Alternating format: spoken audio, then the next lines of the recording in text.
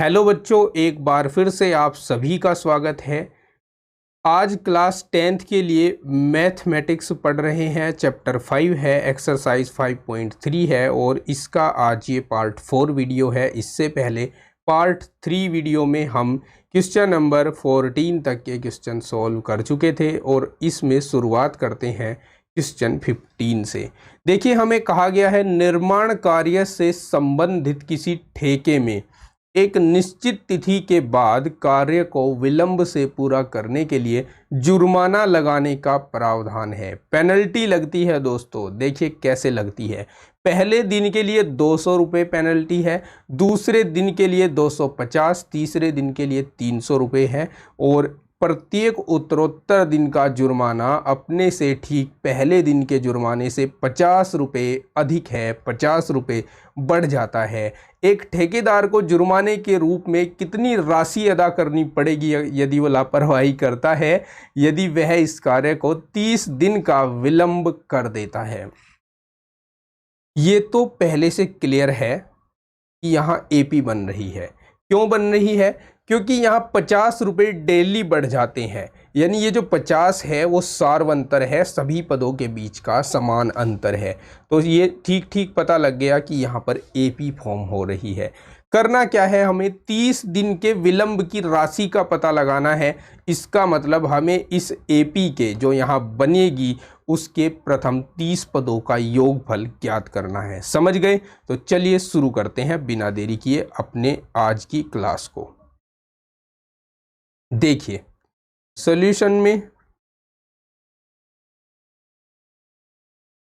हमें दिया हुआ है, देखिए ऐसे लिख देते हैं, दी गई स्थिति के अनुसार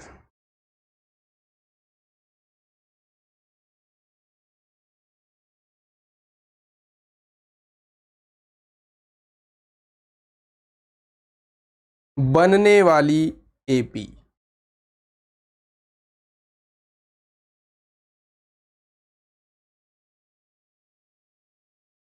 एपी बन रही है 200, 250,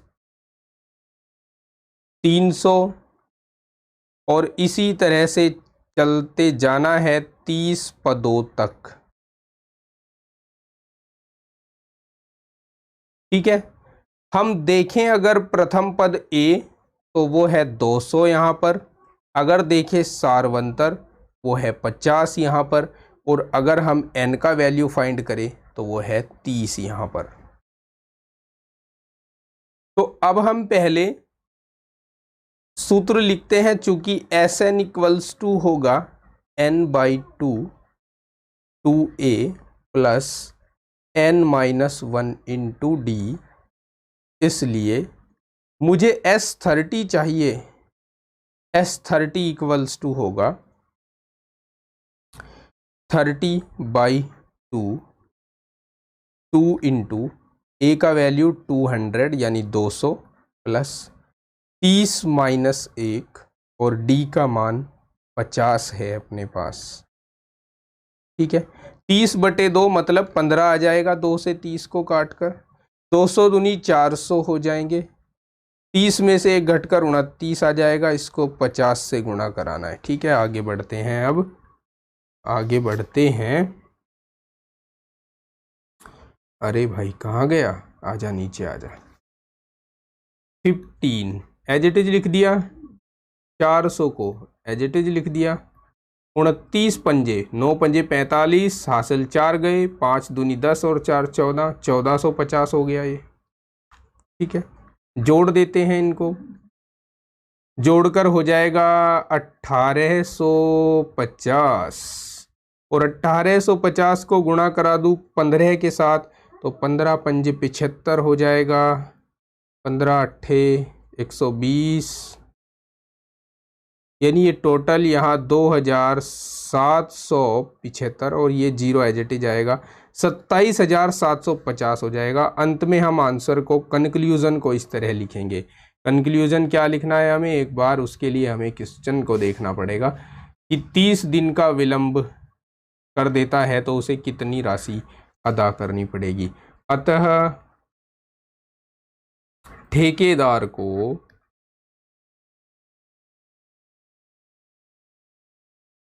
27,750 रुपये अदा करने पड़ेंगे।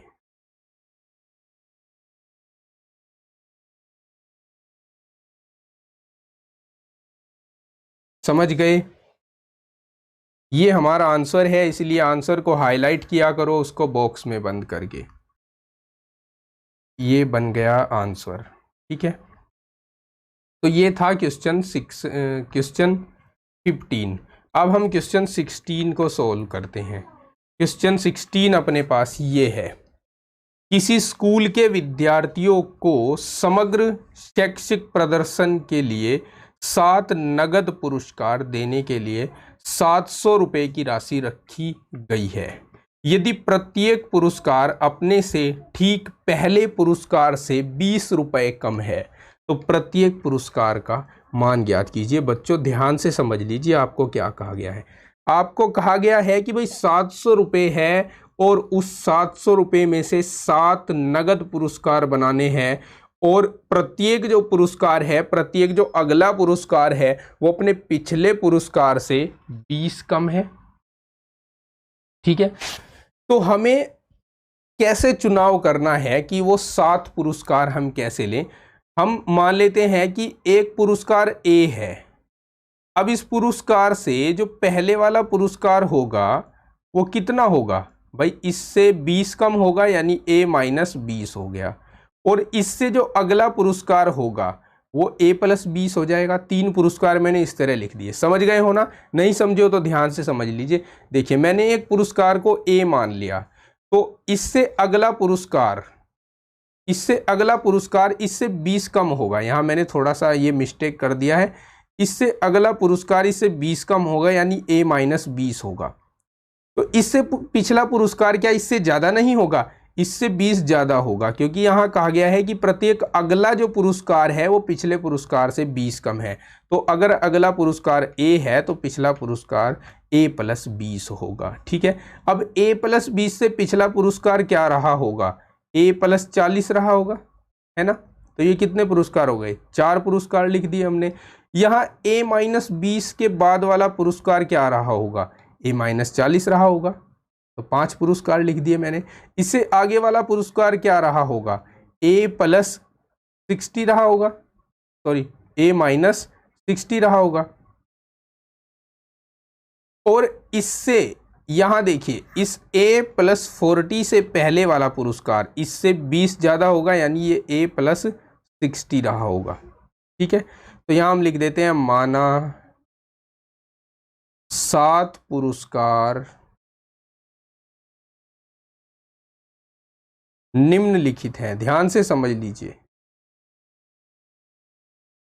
प्रत्येक जो अगला पुरस्कार होना चाहिए वो इससे पिछले पुरस्कार से 20 कम होना चाहिए। तो ये देखिए A+60 है, इससे आगे वाला पुरस्कार A+40 हो गया, 20 कम हो गया।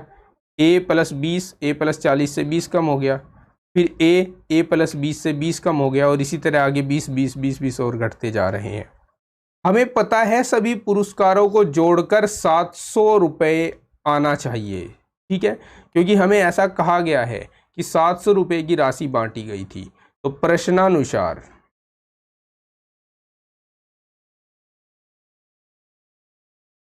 इन सभी को जोड़ देता हूं, A+60 plus A+40 plus A+20 plus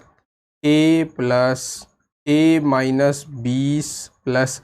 अभी आप समझोगे और जानोगे कि ये मैंने इस तरह क्यों लिए हैं पुरस्कार। हालांकि इनको लेने का दूसरा तरीका भी हो सकता था, लेकिन मैंने ये इस तरह से क्यों लिए हैं ये आप अभी जानेंगे और जानकर चकित भी होंगे। देखिए, इन सभी को जोड़कर 700 आ रहा है। यहाँ देख सकते हैं आप, माइनस का 20 प्लस वाले 20 से कैंसिल हो गया, 40 माइनस वाले 40 से कैंसिल हो गया, 60 माइनस वाले 60 से कैंसिल हो गया, और ए बच गए अपने पास कितने, 1 2 3 4 5 6 7 ए बच गए। तो 7A लिख देंगे जोड़कर इनको, और इक्वल्स टू 700 हो गया। और ए का वैल्यू आ गया 700/7 यानी 100 आ गया। ए का वैल्यू कितना आ गया? 100 आ गया। तो अब जो अभीष्ट पुरस्कार हैं वो लिखेंगे। अभीष्ट का मतलब है जो हमें क्वेश्चन में रिक्वायर्ड है, जो चाहिए हमें। तो अभीष्ट पुरस्कार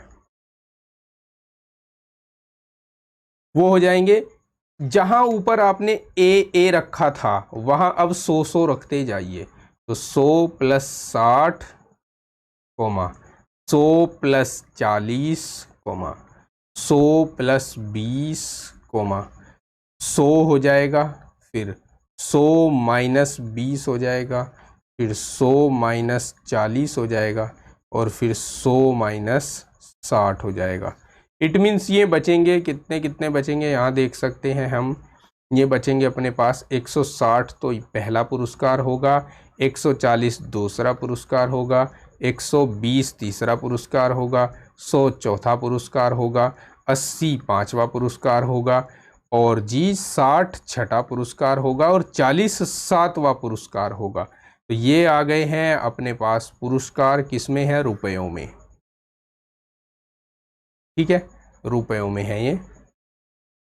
लीजिए आ गया है इस क्वेश्चन का आंसर। ठीक है, तो ये था 16 क्वेश्चन। अब सोल्व करते हैं 17 क्वेश्चन को। 17 क्वेश्चन, अभी इसको कंप्लीट कॉपी कर लेते हैं।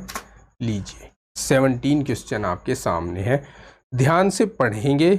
ध्यान से पढ़कर हम पा रहे हैं, कहा गया है एक स्कूल के विद्यार्थियों ने, माफी चाहूँगा, एक स्कूल के विद्यार्थियों ने वायु प्रदूषण कम करने के लिए एक स्कूल के अंदर और बाहर पेड़ लगाने के बारे में सोचा।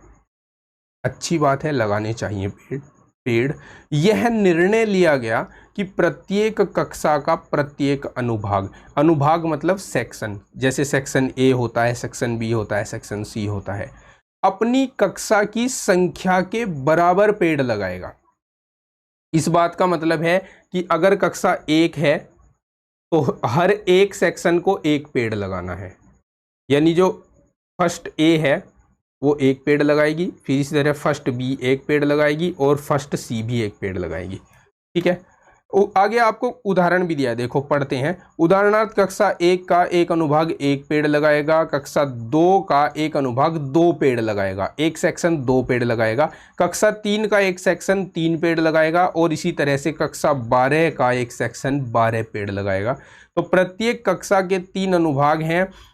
अच्छा, यहाँ आपको ये भी क्लियर कर दिया है कि 3 सेक्शन हैं, ए बी और सी, ऐसा मानकर चलेंगे। इस स्कूल के विद्यार्थियों द्वारा लगाए गए कुल पेड़ों की संख्या कितनी है?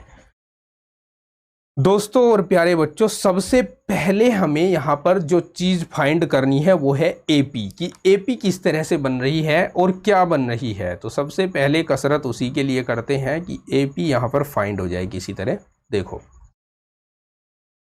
सीधी सी एक लाइन लिख देते हैं, दी गई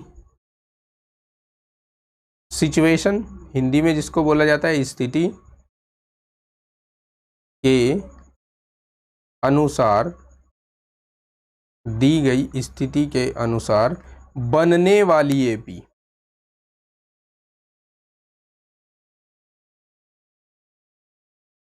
बनने वाली एपी। देखो कक्षा 1 के जो बच्चे हैं वो एक पेड़ लगा रहे हैं, एक सेक्शन एक पेड़ लगा रहा है, और कक्षा 1 के कितने सेक्शन हैं? 3 सेक्शन हैं। तो कक्षा 1 के लिए 1 × 3 हो गया।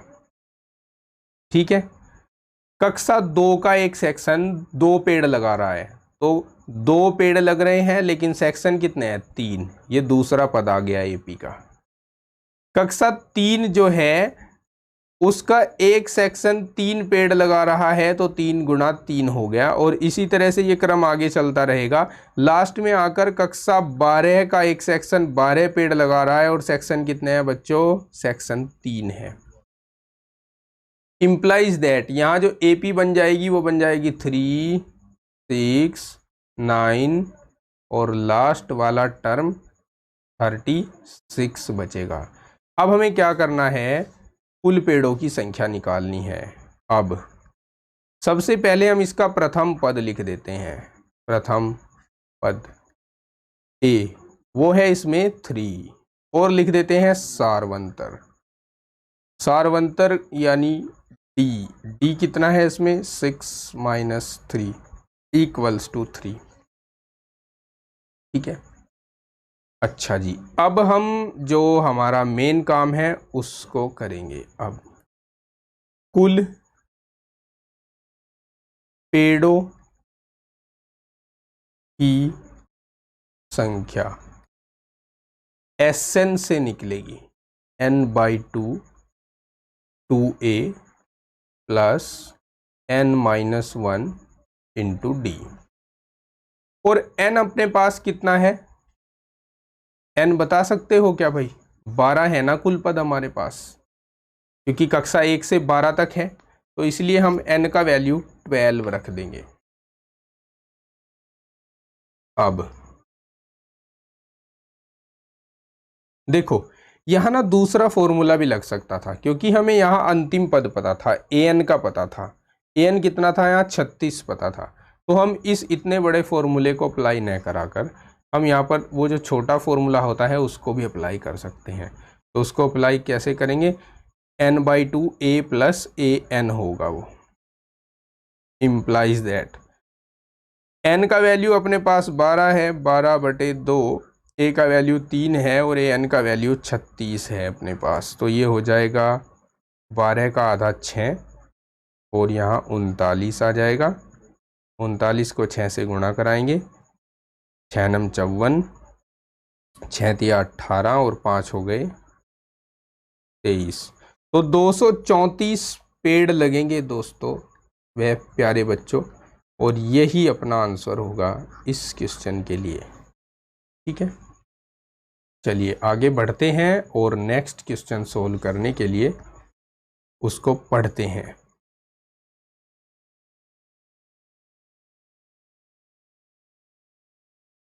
ये है अपना नेक्स्ट क्वेश्चन, जरा ध्यान से पढ़ेंगे बच्चों।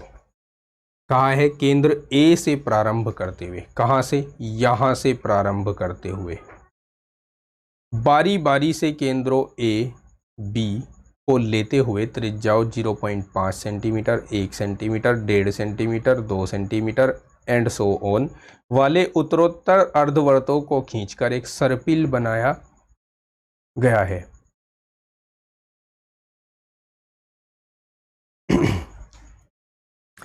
एक सर्पिल बनाया गया है जैसा कि आकृति 5.4 में दर्शाया गया है। 13 क्रमागत अर्धवृत्तों से बने इस सर्पिल की कुल लंबाई क्या होगी। देखो यहाँ भी एक एपी बनेगी, एक एपी फॉर्म होगी, एक समांतर श्रेणी बनेगी।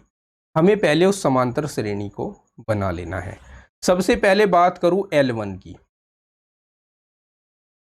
ठीक है। तो L1 यहां से यहां तक की दूरी है, और L1 क्या है, अर्धवर्त की परिधि है, जिस अर्धवर्त की त्रिज्या अपने पास 0.5 सेंटीमीटर होगी।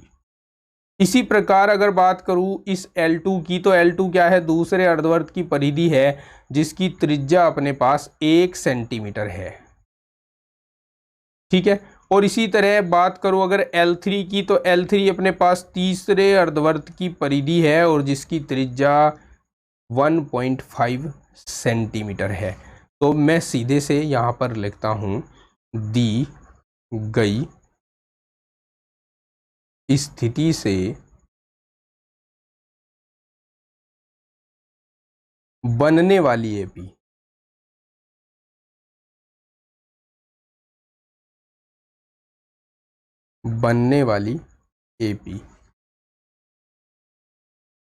देखो, पहले वर्त की त्रिज्या क्या है, 0.5 है, तो उसकी परिधि क्या होगी, अर्धवर्त की परिधि।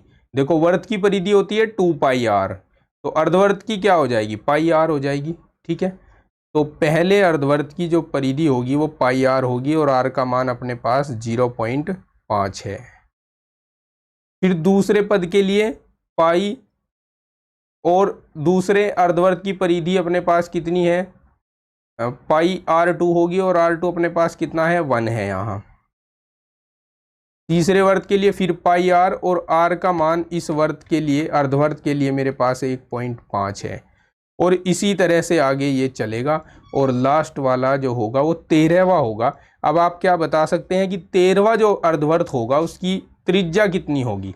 देखिए त्रिज्या प्रत्येक बार आधा आधा बढ़ रही है, तो लास्ट वाला जो 13वां पद होगा उसकी जो त्रिज्या होगी वो 6.5 होगी, है ना भाई। 13 का आधा कर दो 6.5 हो जाएगी, तो यहाँ 6.5 आ जाएगा। ओके, अब ये मेरे पास एक एपी बन गई है। इसके मुझे सभी पदों का योगफल ज्ञात करना है, तभी मैं उस सर्पिल की लंबाई बता पाऊंगा। अब सर्पिल की लंबाई, सर्पिल की लंबाई ज्ञात करने के लिए इन सभी पदों को जोड़ दीजिए। पाई गुणा 0.5 प्लस पाई गुणा 1.0 प्लस पाई गुणा 1.5, और इसी तरह से जोड़ते हुए लास्ट तक पहुंच जाइए। पाई गुणा 6.5 जोड़ दीजिए। अब मैं इसमें से मैक्सिमम पाई को और 0.5 को कॉमन ले सकता हूं, है ना। कॉमन लेने पर यहां मेरे पास 0.5 बचेगा। ठीक है, आगे इसी तरह से मेरे पास क्या क्या बचने वाला है उसको हम ध्यान से देखेंगे। देखो इसको हटाते हैं, क्योंकि ये तो चला ही गया, यहाँ था ये 0.5 था, ये तो यहाँ पर बाहर आ गया।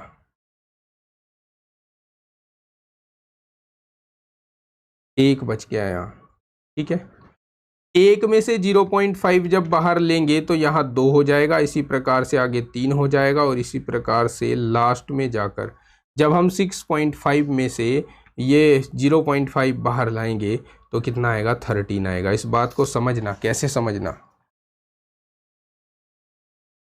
हम क्या कर रहे हैं, इस 0.5 को जब कॉमन ले रहे हैं तो किस प्रकार से ले रहे हैं, हम गुणा करवा के देख रहे हैं इसमें कि भाई यहाँ पर जो है 0.5 को कितनी बार गुणा कराया जाए, जो 1 आ जाए तो 2 बार गुणा करवाया जा रहा है। यहाँ 1.5 कब बनेगा, जब 0.5 को 3 बार जोड़ा जाएगा, तो यहाँ से हमने 3 लिख दिया इस तरह से। ठीक है, आई होप कि आप इसको समझ गए होंगे।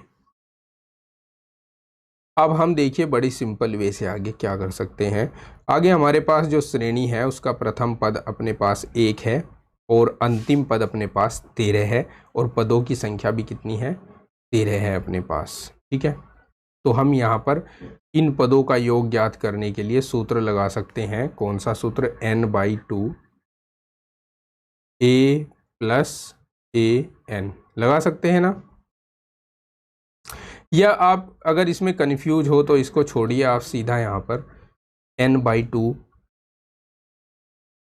2a + n-1 इंटू डी लगा दीजिए। ठीक है, पाई इंटू 0.5। n का वैल्यू कितना है अपने पास, 13 है, तो 13 रख दिया हमने यहाँ, 13/2 हो गया।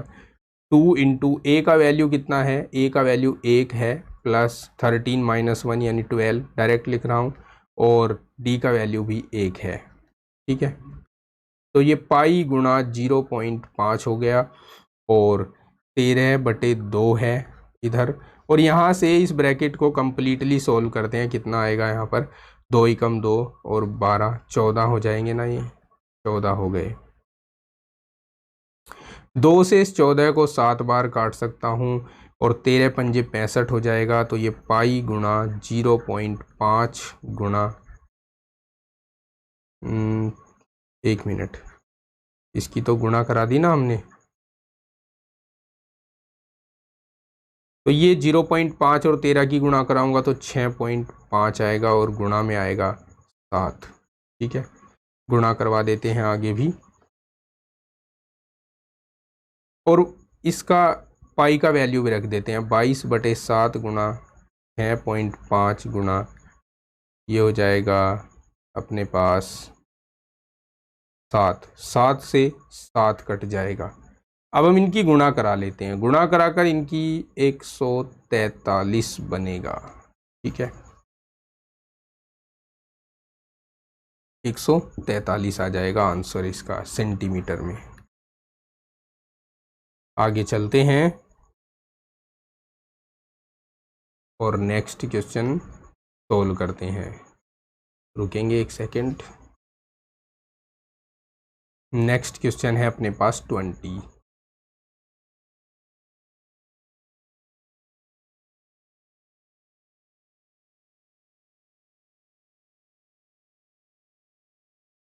कहा है 200 लट्ठों को ढेरी के रूप में इस प्रकार,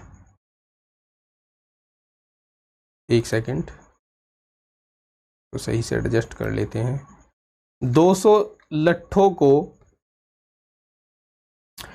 ढेरी के रूप में इस प्रकार रखा जाता है कि सबसे नीचे वाली पंक्ति में 20 लट्ठे हैं, उससे अगली पंक्ति में 19 लट्ठे हैं, उससे अगली पंक्ति में 18 लट्ठे हैं इत्यादि।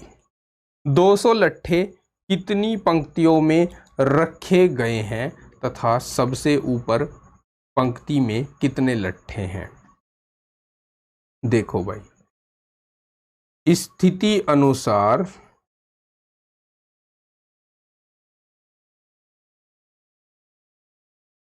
बनने वाली एपी के बारे में जानते हैं। सबसे पहली वाली लाइन में 18 लट्ठे हैं, सॉरी 20 लट्ठे हैं।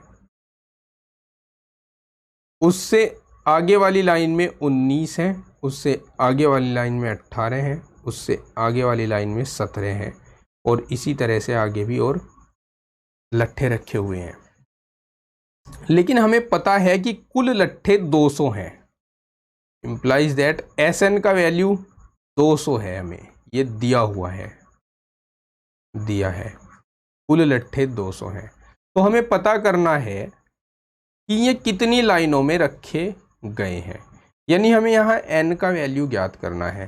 तब हमें पता करना है कि n कितना होगा। अब चूंकि Sn इक्वल्स टू होता है n/2, 2a plus n minus 1 into D, और ये हमें किसके बराबर दिया है, 200 के बराबर दिया है। n तो हमें पता नहीं, यहां से मैं आपको a का मान बता देता हूं। a का मान है 20 अपने पास, और d का मान है 19 माइनस 20 यानी -1। तो 2 गुणा 20 हो गया यहाँ पर, प्लस n-1 गुणा -1 बराबर 200 हो गया। ओके, आगे सोल्व करते हैं। n/2 को एज इट इज रखा, इंटू यहाँ 20 दूनी 40 हो गए, माइनस n प्लस 1 हो गया, और बराबर 200 हो गया। ओके, अच्छा जी,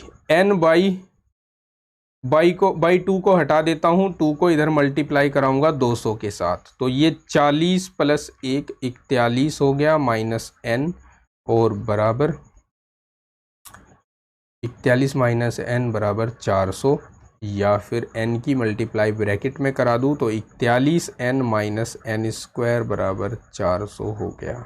ठीक है, या पक्षांतरित कर दूं इन्हें तो n square minus 41n plus 400 बराबर 0 मिलेगा। इसके मुझे फैक्टर करने हैं। फैक्टर करूंगा, फैक्टर आएंगे 25 और 16, गुणा करा लो 400 आ जाएगा। 16 पंजे 80 और 16 दूनी 32 और 8 40। ठीक है, और अगर मैं इनको जोड़ दूं तो 41 आ जाएगा।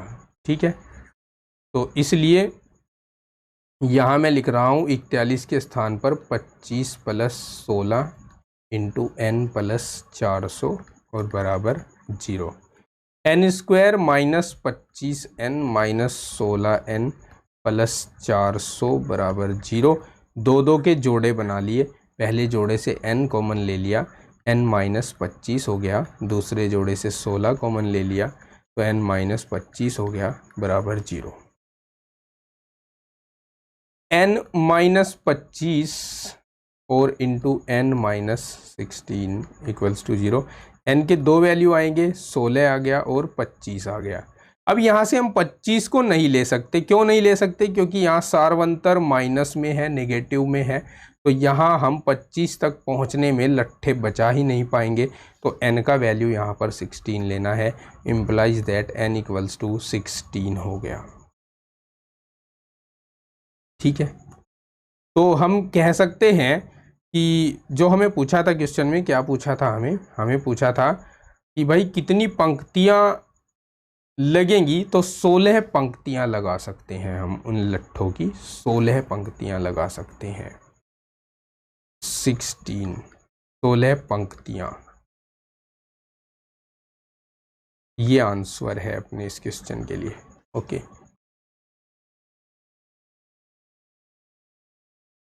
एक सेकेंड,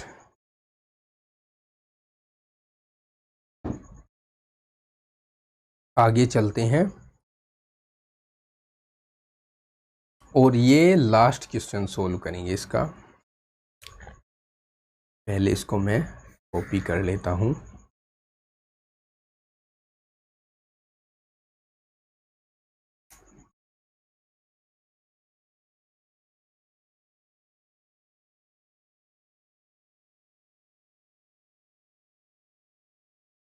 अब इसको बड़े ध्यान से पढ़ते हैं। एक आलू दौड़ में प्रारंभिक स्थान पर एक बाल्टी रखी हुई है जो पहले आलू से 5 मीटर की दूरी पर है तथा अन्य आलुओं को एक सीधी रेखा में परस्पर 3 मीटर की दूरी पर रखा गया है। इस रेखा पर 10 आलू रखे गए हैं। ये एक चित्र बनाकर दिखाया गया है आपको। प्रत्येक प्रतिभागी बाल्टी से चलना प्रारंभ करती है, निकटतम आलू को उठाती है और उसे लेकर वापस आकर दौड़कर बाल्टी में डालती है। दूसरा आलू उठाने के लिए वापस दौड़ती है, उसे उठाकर वापस बाल्टी में डालती है। वह ऐसा तब तक करती है जब तक सभी आलू बाल्टी में न आ जाएं। इनमें प्रतिभागी को कुल कितनी दूरी तय करनी पड़ेगी? यहाँ देखिए, ध्यान से देखना, जो एपी बनेगी उसको कैसे बनाएंगे।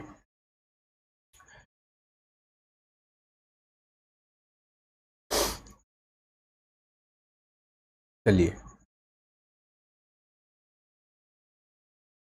यहाँ इधर साइड में मैं लिखूंगा, यहाँ से देखना।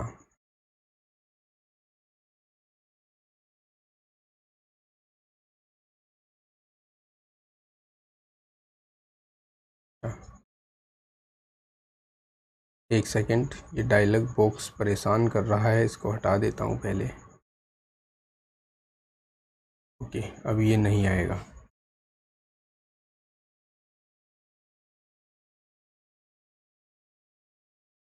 एक सेकंड और रुकना।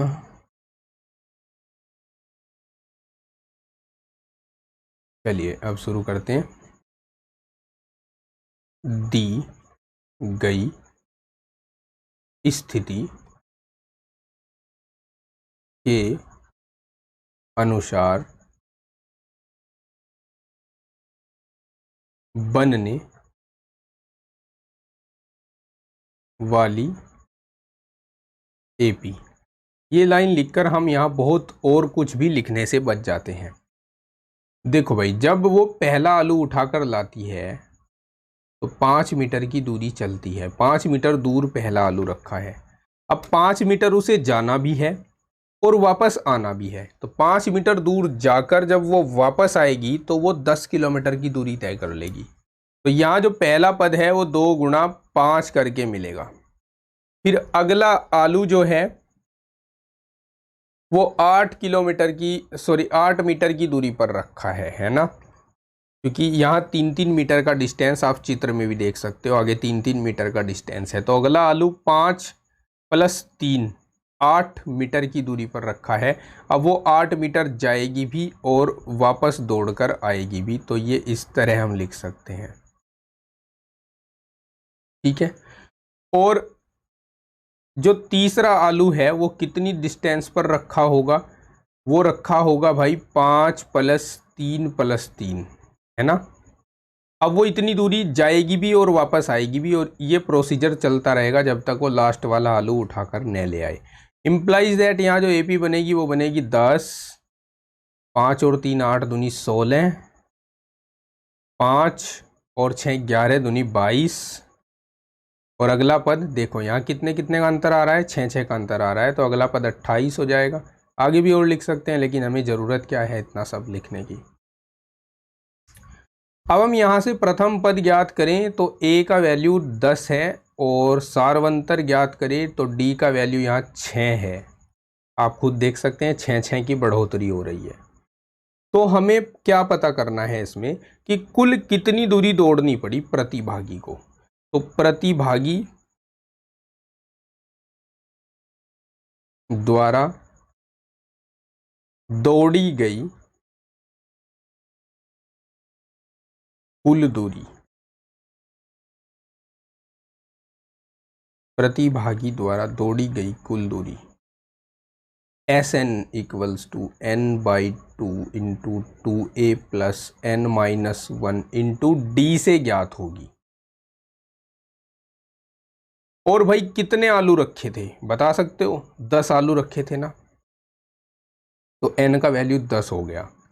ठीक है, तो S10 equals to 10/2 into 2 into a का वैल्यू भी 10 है हमारे पास, तो प्लस 10-1, और D का वैल्यू कितना है अपने पास? 6 है D का वैल्यू। ठीक है, आगे देखिए, 10 का आधा 5 हो गया, 10 दूनी 20 हो गया, 9 इधर यहाँ 9 बचेंगे ना, 10 - 1 9, 9 से 54 हो गया, और यहाँ प्लस आएगा बीच में, तो ये 5 गुणा 74 हो गया, और 74 की 5 में गुणा करेंगे तो 370 बनेगा यहाँ। ठीक है, तो इतनी डिस्टेंस उसे चलनी पड़ेगी, इतनी मीटर की डिस्टेंस से चलनी पड़ेगी। ठीक है, तो ये ही आंसर होगा अपने इस क्वेश्चन के लिए। ओके, समझ गए? तो ये था चैप्टर 5, और इसका हमने जो एक्सरसाइज 5.3 है उसका समापन कर दिया है इसी क्वेश्चन के साथ में। अब हम नेक्स्ट चैप्टर को पढ़ेंगे जो कि है त्रिभुज, चैप्टर 6। उसको हम नेक्स्ट पार्ट से देखेंगे, और नेक्स्ट पार्ट अभी देखिए प्लेलिस्ट के रूप में आपको मिल रहा है, क्योंकि ये चैप्टर ऑलरेडी चैनल पर पढ़ाया हुआ है बिल्कुल बढ़िया तरीके से, और एक एक चीज़ समझाकर, एक एक प्रमेय समझाकर। आप अभी प्लेलिस्ट को टच करिए तो पूरी प्लेलिस्ट खुल जाएगी जिसमें सारे सॉल्यूशंस हैं त्रिभुज के, उनको आप देख सकते हैं। मिलते हैं नेक्स्ट वीडियो में, तब तक के लिए अपना ख्याल रखिए। Take care, bye bye, have a nice day.